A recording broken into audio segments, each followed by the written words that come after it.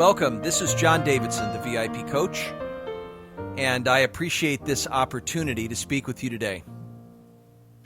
You know, you're here, you're listening to this because something got you motivated to open up this audio. This audio is about how you can have the best year of your life.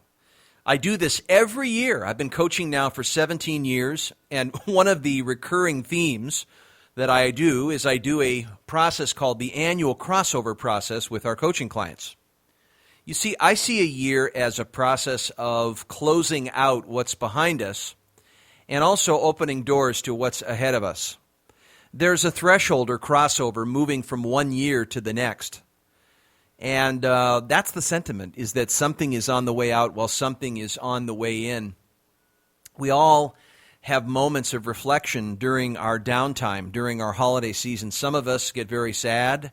Some of us get very touched and sentimental because we remember things that probably left our lives, and we remember things that have yet to come. We remember things that are important to us that we didn't get to, and yet we need to.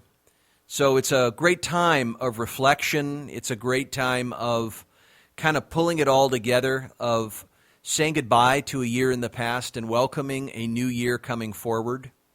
As a matter of fact, this movement from what's to go and what's to come is something that is constantly kind of living us all the time. That as you go along, as you walk forward, you never quite know where the mystery is going to take you. The universe, sometimes it cooperates with you, sometimes it doesn't. But have you noticed that life is somewhat like a wild card? Sure, you can have an intention, you can set your sights on what you want to create, and that's an orientation to the creative, to have a life plan and to focus on what you want to create. Sure, that's different than reacting to the circumstances that are presenting themselves to you. If that's all you did, then you would just come up with better responses to the circumstances. But that's not creating.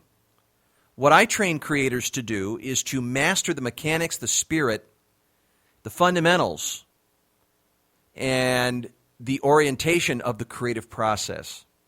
The creative process is the most extraordinary method of achievement in human history. People are naturally inclined to build, to generate, to grow. Creating is something that we naturally incline to the arts. We say, well, creating, I have to be creative to create. That's not true. I've had a lot of uncreative people create amazing things.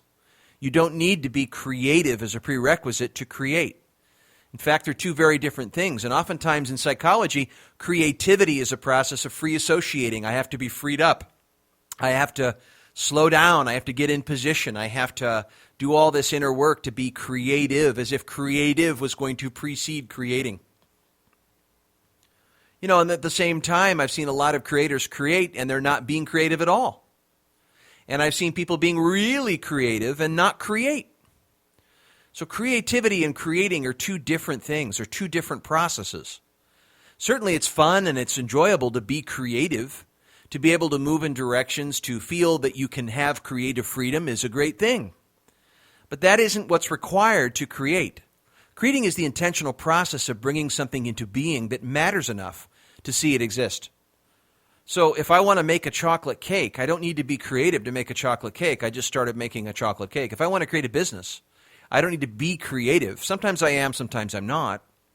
But creating a business is coming up with an idea of the business I want to create, starting toward that idea, then it expands. I learn my vision. I'm observing the current stage of the creation as it's being built. Some parts that are occurring are parts I didn't expect. Other parts are things I'm ready for, things I'm not ready for. But most of the time, creating is doing something that I don't know how to do. That's what makes it fun and enjoyable. People often say to me, JD, how do I get happy? I've been coaching people for many, many years. I've got 22,000 coaching sessions behind me. You'd think I had the answer. What I can tell you from my experience is that it's not about happiness at all. It's about creating what matters to you. And if you create what matters to you, you'll be more involved in life. And I think that's what people really are thirsty for, is to feel involved in their business, to feel involved in their relationship. When they're involved, it transcends their relationship with time. The way they pass time is so quality to them that they in fact lose the velocity of time. Things seem to just go so quickly. They come out of a creative process. They've been immersed in a book that they're writing, or they're creating a play, or they're creating whatever they want to create. And it's so liberating to them during the process that they kind of forget themselves and find themselves in it.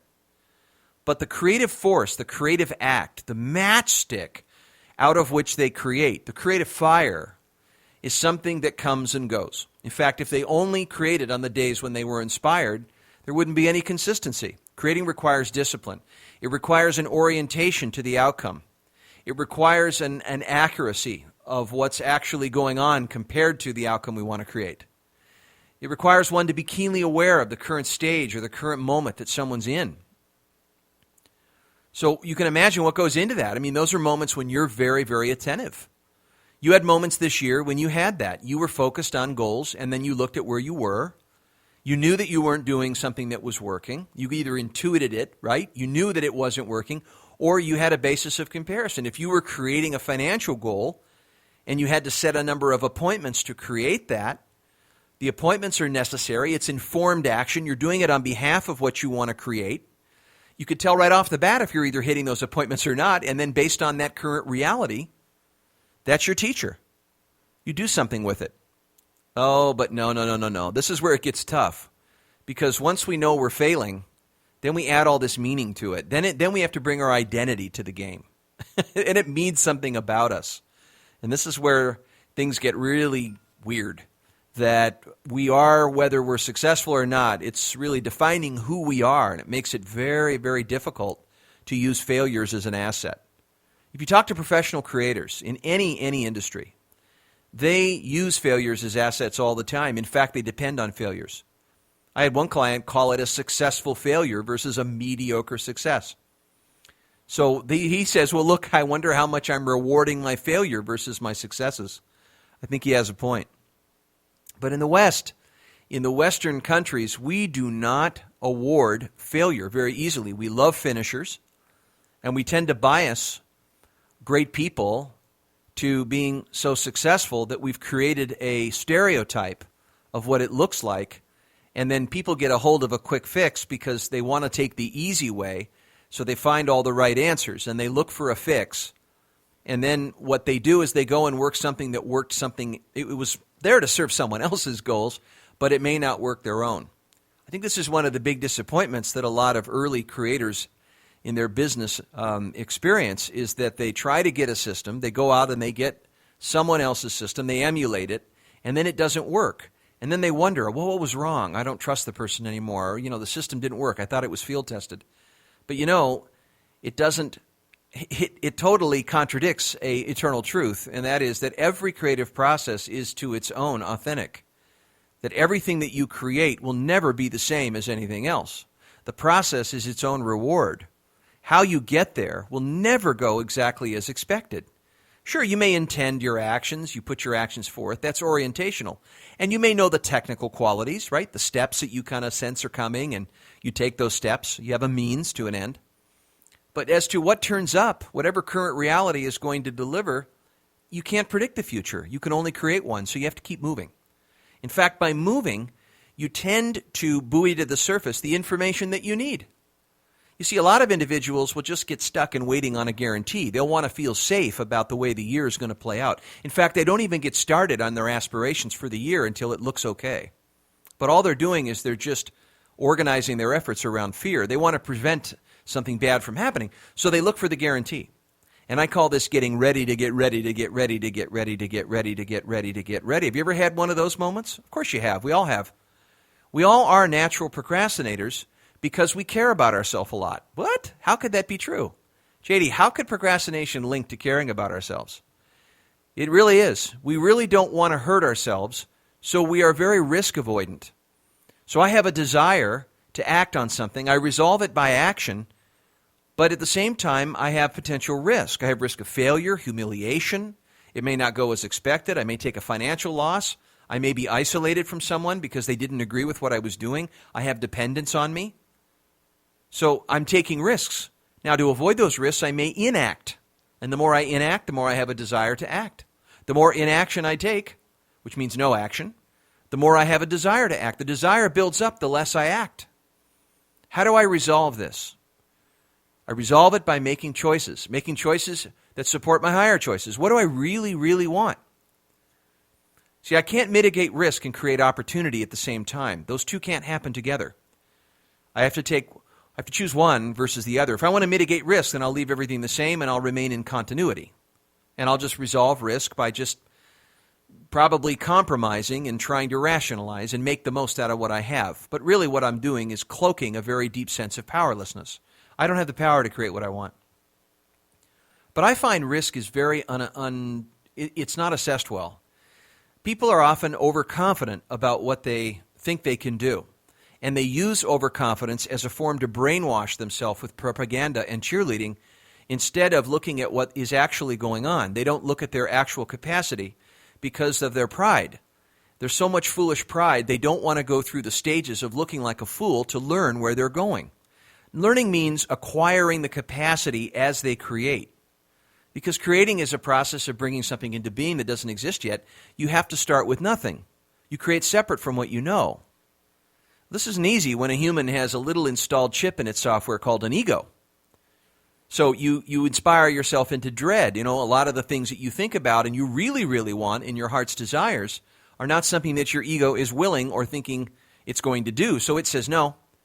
But then your soul is so convicted and convinced that you choose to do it anyway, and then the ego kind of comes along as an apprentice. I often call it it's like the rehiring of the ego. It's just the ego's been given a bad job when it tries to go out and portray that it's better than it is. See, what a lot of us are doing is we're not working the values that we want to create. We're working our ideals. Yeah.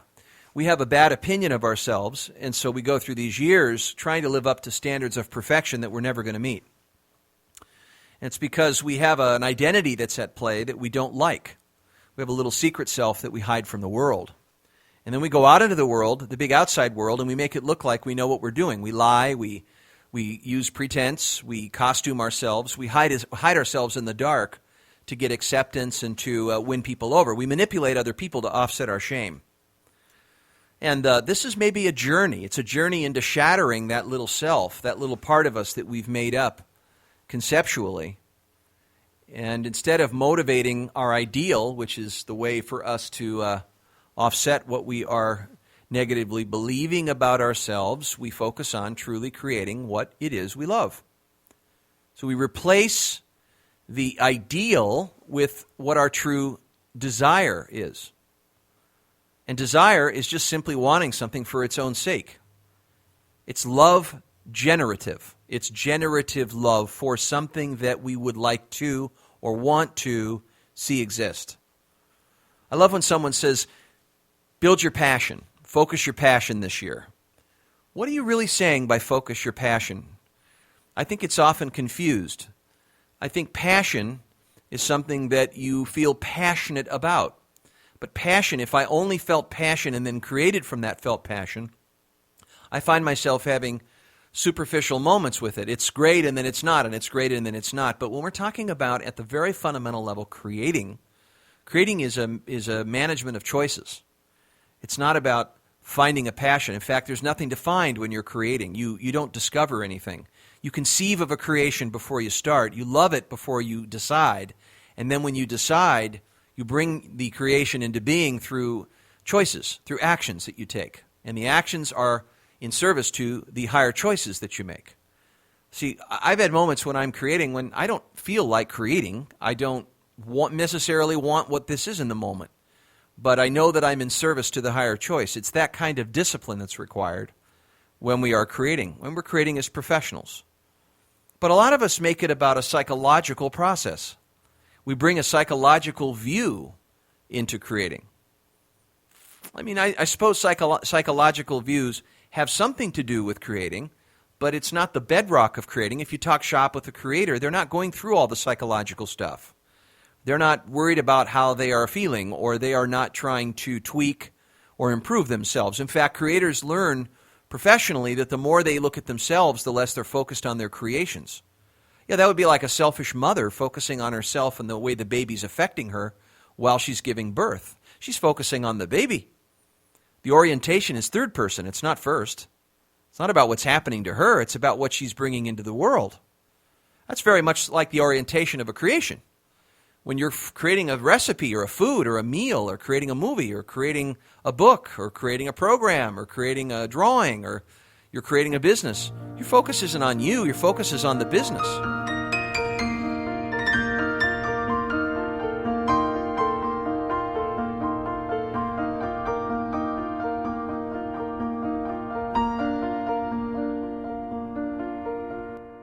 So what I might be bringing up in you is if you look back on the year and some of the achievements that you made were successful, if some of the achievements were not successful, these two need to be treated with equal value, right? So when you weren't successful, what were the reasons why?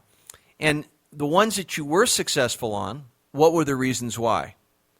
We tend to skip over this step. We just go right into, oh, what's next? Or, I'm going to set goals this year. And so we just sort of reset goals, but we need to maintain the continuity of the momentum sometimes that we've started. So you have several areas that you've probably set goals into in your life plan, if you are living by a life plan. And I encourage you do because you're choosing to be a predominant creative force in your life. If you are choosing to be that predominant creative force, then you've made a series of primary choices. And these creations are not born because you're obligated to create them. They're considered because they were optional. You wanted to create them. You got to create them. You have to create them because you so much want to. They matter to you to such a degree that it is something you choose to create. Something that doesn't matter to you is not something you'll probably choose to create. There'll be alternative reasons, but probably not energy like this, clean energy, like the love you have for something. Not the superficial passion, where it's hot one day and not the other day, but it's something that you truly long for in your deepest desires. Desire means of the king. So you want it to exist. Don't put psychological pieces around this. This is not some big process. This is just having some sense, an idea, it doesn't have to be terribly clear, about what it is that you really want to create. One of the reasons why people often lose the energy throughout the year is that they didn't really focus on what they wanted to create. They focused on the means. They didn't focus on the end in mind. They focused on how to get there. Yeah, that would be like me saying, I'm going to create walking 3 times a week. I don't like walking, but I know the outcome that walking serves, and I love that one, and I love what's possible, especially because I love that one. I love what it does for my family, and I love what it does for me and sustaining my life, and I know all the creations in my life that will serve. Those things matter to me. So in my hierarchy of choices, I choose. And so when I'm in the bedroom in the morning and it's really cold and I'm looking at my tennis shoes and my shorts, I'm arguing with that all the time. I don't want to go. I want to go watch the morning show. I want to cook breakfast. I can do this. I can do that. I'll do it tomorrow. Oh, there's got to be 100 arguments that I battle and win. It's not that I'm using willpower to get out the door. Not at all. In fact, I know how weak I am, and I'm very honest about how much I'm arguing with myself. In fact, I look at the arguments and I look at the resistance like a roommate. I just bring it right over and I see him. And I say, oh, I see you there. You're resisting. That's okay. But I have bigger business to attend to. So what the roommate does is the roommate complies with what I want to do. See, I am managing that roommate. I'm not having to get energy from that roommate. I'm not forcing that roommate to go. The roommate doesn't have a choice. I do. Who's calling the shots? Who's calling the shots? Who is the I calling the shots? The I is calling the shots, that part of me that says this is what matters. Call that the soul, I guess. Does it really matter what it is? Does it matter? Do I need to know where? No, I need to know that it is something that does matter. I can know it because it wants movement. I know it because it needs to mobilize. It needs to get somewhere. It needs to go to the goal. It needs to move. It has a tendency to move because of desire. So we think of what we want to create. Now, there are several areas that you're probably considering in crafting and looking at the composition this year. And everything's up for grabs, by the way. I love this because as you're considering it, you can rethink your life at any time. You could imagine that you got a fresh start and you want to create this year, the next 3 years, the way you want it. And you can choose. So you might looking ahead at the dwelling that you want to be living in. You might look at maybe the surroundings or the conditions in your life, your lifestyle that you want to create, or maybe your inner sketch and your way of being. Maybe that's content that you want to create, or your relationships in your life. There's tons of them. Your relationships with friends, family, your significant other, your children, and yourself. And then you have your relationship with God. You have the universe. And then you have community and that relationship. And then you have money and personal finance, extracurricular activities. Right? These compose the full scope of your life. There's probably parallel 7, maybe 10 of these areas. So I suggest that you lay them out so that you're thinking of decorating each one. You're thinking of giving energy, parallel energy to each area. So I try to lay out, let's say, 7 or 8 that are kind of the true geography of my life plan. These are the ones that I'm going to be creating in, tracking on. They're like an 8-lane freeway to creating the vision that I want to create for my life. And within them, they will define pretty much where and how you spend your time. They'll probably define how you'll earn money and how you'll save money, because you have personal finance, you have your business in there. Your relationships, of course. You know, and then your relationship with you, your relationship with yourself, probably has something to do with your calling or your unique talent or personal gift. And if you don't know what that is, then maybe this year would be a good year to espouse that, to start housing that and delegating everything else. But part of the way forward to simplifying your life, making it maneuverable, having less grind, having more energy and enjoyment, is about moving closer to a circle where you put yourself in an area of superior skill that you have a passion for. And then you draw a moat around it. You are your own bouncer. You are the guardian at the gateway of this circle. And you only let in things that are essential to it. You only let in things that are going to complement it. You let people in that are going to require it. You let opportunities in that are going to need this creating from it. You take away other things that you don't enjoy doing and that other people have this kind of energy. You put it in their circle versus yours. Call it your authentic self, your essential self. But it's a part of you, it's a seed that's within you that really belongs to the world. It's like a horse in a pasture. You just have to find the pasture for it so you can run full. Having the right environment, you'll know when it gets turned on because you'll feel a voluntary energy coming through you. You'll do something and you'll feel so much psychic salary and so much personal internal reward that you could do it all day long and truly be filled. So having this sort of energy is a matter of choice. It means that you organize your life around things that really do this to you. And what you'll notice is that the more that you do this, the more useful you become. You know, this is a very fundamental piece to how you construct the place from which you operate at your business to be creatively valuable to others in the spirit of who you are, to be you and to become competitive. And to be depended on to be more of you authentically, to not have to fake your way into the world and not have to shape your identity around the way people socialize you or expect you to be, but come from inside out as to the way you want to help them and the use that you want to be for them and the sacred project that you have pregnant within you that you need to live out. It is about listening. So your relationship with yourself, this is offering yourself, being there for yourself in your own, you might call it your sense of purpose or your sense of calling and what really matters to you. And it's combining that with that which makes a difference for other people. It's an essential thing. It's a spiritual economics called E equals DM, which is energy equals that which makes a difference times what matters. We get energized by things that we do that give us energy because they offer a lot of value to other people. Businesses are wonderful for that.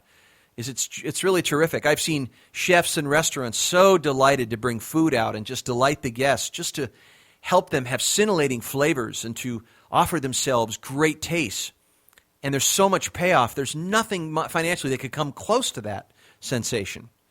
And so when you put that behind what they do, their food is phenomenal. Peter Drucker said that profits in a business is like oxygen. But if we think it's about breathing, we're totally lost. If that chef thought it was about the money, he wouldn't make the food that way that would make the money. It's kind of paradoxical that the thing that makes all kinds of value for other people they pay us for is a very holistic thing. In fact, it's a fundamental relationship. That the more that you trust this quality in yourself and you find a domain for you to express it and house it in your career or in a business or in a relationship or in a way that other people depend on you, you become better and better at it. You focus it inevitably over periods of time where all these other sort of arbitrary decisions and these other incidentals start to tie together into one core. And then as you construct that, you find yourself coming back kind of home to home base, to this base camp, this activity, this thing that defines you, and it is a magnet. And the beauty of it is that you love doing it, but it also is something people really want to pay you for. They have relationships with you for it, and they want to refer you for it. So when you begin to focus that, it's having a certain self-knowledge and a self-application within the needs and desires and opportunities and the helping process with others. This is how creative freedom and creative value come together. So your relationship with yourself is a key piece in your creative purpose. So your creative freedom is your ability to free it up and plan with a supporting team. Your creative value is how you're going to listen to a marketplace and gather data so that you can become more essential within your gifts and your business process. And your creative purpose is kind of sensing where it's all going and being able to stay connected to yourself, stay connected to that future self that you are becoming, that is emerging through you as you walk. So as I say this to you, I'm talking about goal setting on all levels. The life plan includes the self, it includes the other, it includes your life, it includes your business. You pull it all together. In fact, balance is considering all this at once. Balance equals counterbalance. Not everything matters the same. The reason why I know that is that you have a scarce amount of time. You have a fixed amount of life that you have. You're not going to live forever. You're not an elf. And you're not immortal. And you're going to die sometime. And living a little closer to death might help you see how fragile and precarious life is. That if you want to wait another year on this thing that I'm talking about, this is a very dangerous thing, is to just keep moving away from it. If you don't think that you can, I would really rethink that and call your bluff, because whether you think you can or not is not relevant to your creative process. Creating is a process of learning. It's also a process of unlearning. So you will acquire new habits, and the purpose of setting goals in these areas is to change your behavior. Do not set realistic and attainable goals, because that's born out of the past. You don't know. See, when you create, you stop knowing. You start at zeros. You start with a blank canvas. You have no conceptual limits. And when you create, you don't just use your head. You're not intellectually creating, because creations don't come from your head. They're not born of logic. They start from the heart. Creations are kickstarted from something you care about before it exists. That's what gets you to go. That's what gets you to mobilize. That's what orients you. That's what keeps you in the game, is that you care about it. If you didn't care, why would you create it? It wouldn't be a successful motive. But if you care about it, then you're fully embodied in what you're creating. You embody what you create.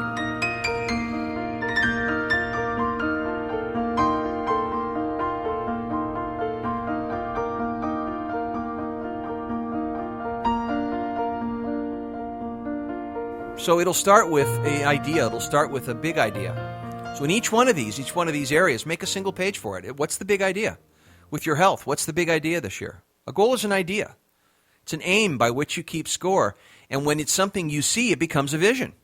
It's just a different version of a goal in pictures.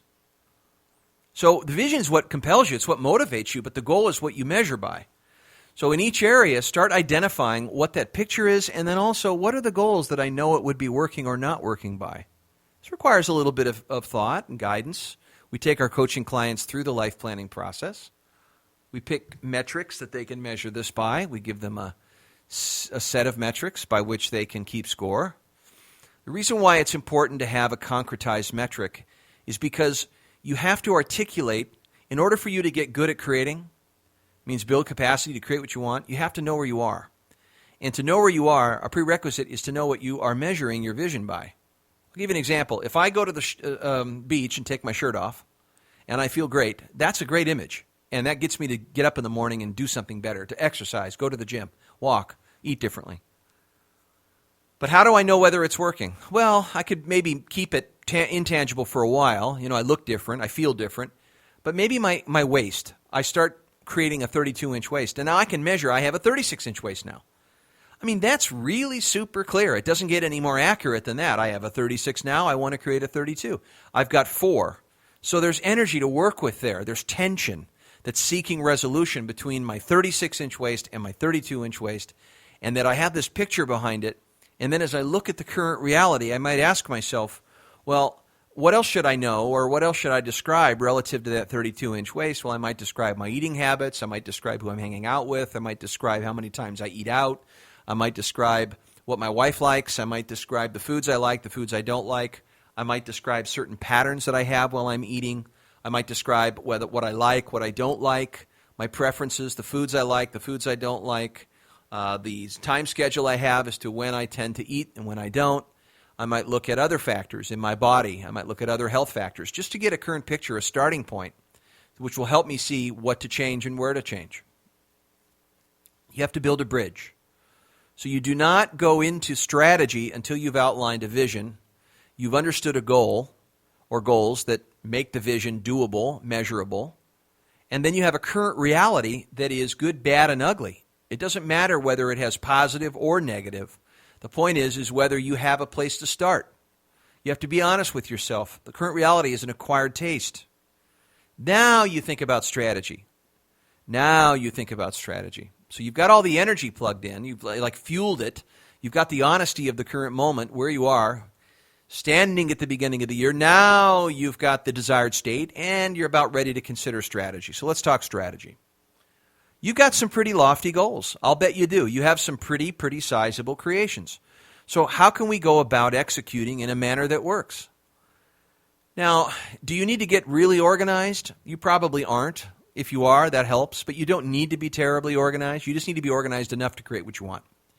So getting organized means now you begin to think priority management. See, now it gets down to what are the significant few things, daily, weekly, quarterly, that you need to keep your eye on so that you stay in an outcome-focused path. You don't get into a reactionary path. Because the way things will work is you will do what you always do unless you have something more compelling to do. Right? You've given yourself justice to move away and depart from your old self, your old habits, your old way of operating, your old automatic ways that you fall back on, your default ways of behaving, which get embedded when you're unconscious about them. Now that you've set the goal, you've become conscious about your incompetencies. You've become conscious about your competencies. But in order for you to make the change become unconscious in your competencies, which is habit, it's going to require some alignment between your daily actions and the outcomes that you choose. This is called secondary choices and primary choices. So you're going to come up with some proposed initiatives, some answers, and you're going to ask yourself, all right, what are the steps I need to take? Or what do I start, what do I stop, and what do I continue in the lanes of this area of my life plan? So my health, I'm going to stop eating when I feel like eating chocolate cake, and I'm going to start eating a meal plan. So create a meal plan, set a deadline, and here's when it gets done. But see, as you do that, you're going to start coming up with a pretty good size amount of information. There's probably a lot that you're going to need to change, and that's true. So in order for you to make it digestible and get started, maybe break it down to the 1 or 2 most significant things that you can get done or you can accomplish in the next 12 weeks. Make time dimensional, not linear. So it's not lining up. You're thinking about within 12 weeks, what are 2 or 3 objectives that I can accomplish, like a cue ball in a billiard game that sinks the far shot. I'm going to line it up. So thinking of my annual, what do I need to do in the 12 weeks I have that will be done and it will put me on a path, a trajectory, a line of sight to go into my next one. I can build momentum. And that's where I'm going to start. And so you get this creative habit going. Now, part of what you're going to go into with is a wise innocence. You're not going to have the answers. You're going to be going into the process blind. Don't be overconfident. Don't go into the year expecting it all to go down because you've become this master planner and you've got a master plan. You've top-downed it. You know, the level of clarity is going to produce your level of success. That's all BS. Creators don't start with a bunch of clarity. They get clarity as they move. Yeah, they get agility out of the ambiguity. And often out of the volatility of what they experience, they get more vision. It's a process of being revealed. It's a revelation and an inheritance. But what gets them to move is the impulse of the idea. It has a pulse. It has a catalyst. It has a catalytic quality to it that gets them to light a fire under their ass. And then they get started. The key is just to start. Once you start to see more because you're provoking new actions reveal new revelations reveal new twists, new turns, new tweaks. You're going to see new signs, new cues, new clues. And so the process begins. It's a process of exploration. You're going to eliminate certain things that didn't work. You're going to continue doing things that do, and you're going to start new things that didn't happen before. And that start, stop, and continue is a process of learning. It's learning in a cycle where you plan, do, study, act, plan, do, study, act, plan, do, study, act, plan, do, study, act. And then as you move forward, you're kind of learning the future as you're doing it. You're sort of ready, fire, aim, which is another side of it. It's an inevitable side of living the wild card of knowing and not knowing, and knowing and not knowing, coming into knowing from not knowing. So you're going to learn and unlearn at the same time. You're unlearning like an old dog who had a lot of old tricks. Now you're going to learn new ones, and you're going to learn a lot of new things that are coming, and you're going to continue things that are working. But you are aware of where you are at all times compared to where you want to be. These are called moments of awareness. What I find a lot of people do is they set up these life plans. They go into these 12-week periods. They start to structure their actions. They get out their calendars. They put the time-activated elements in there. And then things play out, and then they forget. And they don't keep their tires to the road. And then other things become more important. And then suddenly they start rationalizing. And then they don't recover. And then they start the next 12 weeks. And then they have a piled-on amount of goals. And then there's too many things to think about. And then there's this sense of loss. And then they start to give up and they compromise. And then the second half of the year is kind of figuring out what went wrong and how we're going to get back on track next year. And so they kind of just swing, nothing happens. And then they strike out and then they go to the next year. And it creates a plateau effect where there's no upward mobility. There's no upward traction. So part of it is setup. Part of it is the underlying structure, that we didn't build it so that the path could go all the way. Part of it is the inability to, we don't know how to create. We've never had any masterful training in the creative process. Building our life as art, yeah. The other part of it is that we are in a world where we have enormous amounts of complexity. We truly do. We have a lot that's assaulting our attention span. So really, those assaults are serious enemies to assault our attention, our concentration. Our concentration is being consistently parachuted and dropped in on by so many things, more than ever, advertising, distractions, so many things. So we really need help as humans with all these demands because we've got so many main event ideas and we've got all these small, sudden urgencies that are just plummeting at us, that we're getting tsunamied by all of these things, and yet we can't keep it under control. So we lose our perspective, and it's diluted by all of this lack of control. We become hopeless doers, or we live on someday island. We just do a bunch of things that don't really move us in any direction, or we just put away our dreams. We just expense it because we live by our circumstances, and they seem like the gravity of that circumstance is just far too great compared to our own power, and so we give up our power. And then we forget to be a fundamental chooser or a predominant creative force in our life. And it's not because of the way of things, it's because of the way we believe things are, and then we live out of that belief. Isn't that something? It's so simple, it's so near and close to us, and yet you can see there are lives that are lived and then people die, still convinced of those underlying notions that lie very, very deep in their conscience, that I can't have what I want or I can't create it. There's just too many things going on. You know, and then there's this whole movement about being present, which is another way of saying, well, I don't really want to wish for anything. I'll take better what I have. And so we've tried to respond better through that. What we don't see is that the presencing is a very important player in the creative process, that when we presence within a creative structure, within the structure between where we are and where we want to be, something motivates our ability to be present differently. Rather than just being present for the sake of present, we're present on behalf of a creation, and so we tend to bring a different intention into our attention, and that helps things emerge differently. You've probably had mysterious situations come up where you meet the person at the funniest time, or something happens so perfectly it almost seems like the universe is listening as if you're a transmitter or like a transmission tower, that the internal voice is turned up such that the unified voice or the global voice is listening, and suddenly it's delivered to you like a package under the tree for Christmas. It's perfect. It lines up just beautifully. The coincidences. That's probably what happens when you compare where you are to where you want to be. It's like having a little helper or nature stacked to your success. It's like having allies that are unforeseen forces coming to your aid that you never would have seen had you not stepped into committing to your creation. So you will make choices. You will change your mind too. You may get halfway through the year and realize that what once mattered before doesn't matter anymore. The point is you shift your orientation to what does matter rather than what should matter. When you do things that should matter, you're not occupying your true voice. You're doing things that other people want you to do. You're working someone else's goals, or you're trying to live up to your ideals, or you're trying to prevent an outcome that you're afraid of, or you're trying to solve a problem that you don't want anymore. This is when you say, this is what should matter. And when you get what should matter behind your energy, behind your actions, things just really go off track. They go sour. Because what should matter, it doesn't really matter. And there's a very big distinction. And I recommend that you choose to live by what does matter, because you do. That's a choice. It's a fundamental choice from which you organize your life-building process. Do you want to invest your life spirit in a compromise? I know I don't. And if the years just keep going by and they're going by what seemingly is like faster, I'm not going to do that. I want to play all the music I have in me to play. I want you to play all the music you have in you to play. You came here with great things to create.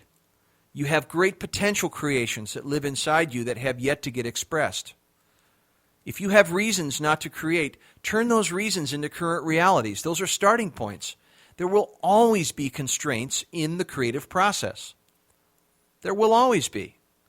Do you need to be worthy of your creations? No. I mean, certainly if you are a person that is damaging other people and getting in your way and creating a rebellion against you, if you're doing criminal things, that's definitely going to limit you.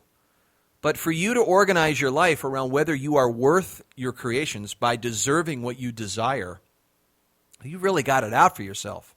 You're going to make a bunch of requirements. It's going to take you 10 years' time to get to something you really want. You don't need to deserve what you desire. Creators are not caught up in this fetish of what I deserve. It's not about their identity. They're focused on creations, not themselves. So whatever you think about you, what you think high or medium or low, is whatever you think about you. But you don't need more self-esteem to create. You don't need to justify your existence, right? You don't need to be building yourself up. You need to be honest with yourself. Part of your starting point is accurately describing what you know, what you don't know, what you do, what you don't do. You have to be talented to be talented. Talented to be talented means you recognize your talents, and also you recognize where you don't have them. That's not arrogance, and that's not self-defeating. That's true. You know it, you verify it through your experience. Some moments you're really a dutz and you're a fool and you don't get it, and you never will get it, and it's important to recognize that so that you can move. And at the same time, you know when you really are getting something because it becomes easy for you. It becomes something that you're learning, and it's moving you closer to your creative process. But the key is to know where you keenly are, to really get a sense of where you really are so you know where you need to change and what you need to adjust. And really continue doing that until what you have and what you want are the same. And what you'll do in these years is you'll create universes, right? You'll imagine a universe first in the mind, and then you bring it into being, and then you live in it. And then the following year, you look back on where you were before, you look at your achievements, you write down the reasons why, whether they happened or didn't. If they did, you write down the reasons why. If they didn't, write down the reasons why. Go deep on that. See if you can understand really the reasons why. And then write down a further progress step as a momentum step, and then first action. Get your action going so that you U-turn where you are into a mobilized state, into a state of movement, of moving toward what you want. Some might say to me, but JD, I can't always be moving. I can't always be doing. I'm not expecting you to. All I'm saying is that when you enter the moment, have some sort of intention. Knowing what matters to you puts you in a different position than not knowing anything. Knowing what matters to you may be something that's speaking loud and clear to you that you're not listening to because you're not trusting it. And if you're not trusting your decisions, then look at what's motivating them.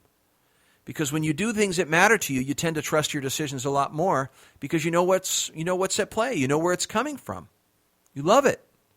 It's simple. The best creations, like Robert Frost said, are for their own sake. So where do you start? Well, I suggest that maybe you identify the 3 areas of your life plan that are going to be the most important to you this year. Maybe it's health. Maybe it's your relationship with the Scriptures. Maybe it's your relationship with your wife. Maybe it's your relationship with yourself. Maybe it's your relationship with your kids and the role that you want to have in their life. Maybe it's your leadership journey. Maybe it's your build out at your company. Whatever it is, it's up to you. Right? It's not something that the world is going to shape for you. If you don't, it probably will by default because time is like a vacuum. If you don't fill it with something, something else will.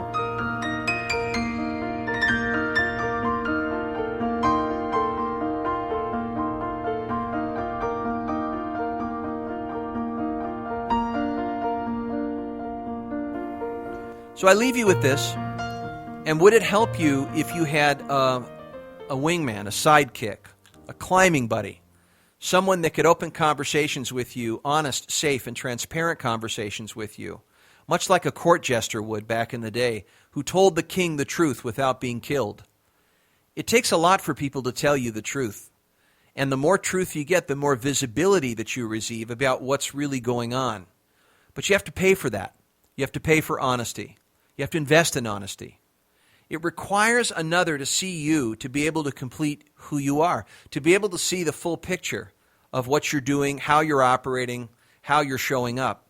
You can't be defined yourself. You have to be seen in order for you to be complete.